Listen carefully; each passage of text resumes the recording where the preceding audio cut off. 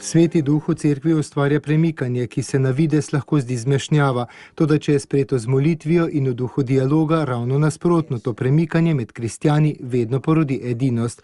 Tako je zatrdil papež Frančišek med homilijo 8. maja zjutraj.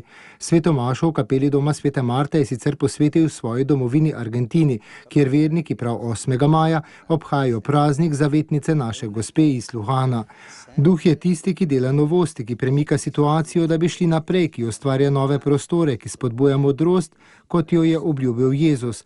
On vas bo naučil, to premika, a je tudi tisto, kar na koncu ustvari harmonično edinost med vsemi, je dejal papež Frančišek, ki se je zaustavil še ob stavku iz pisma, ki se začenja: Sveti duh je sklenil in mi z njim.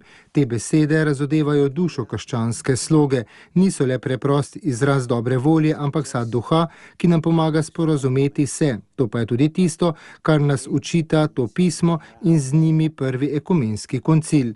Homilijo je papež sklenil s prošnjo, da bi nam Gospod Jezus vedno poslal Svetega duha, da bi ga poslal cerkvi in da bi cerkev znala biti zvesta premikanju, ki ga Sveti duh ustvarja.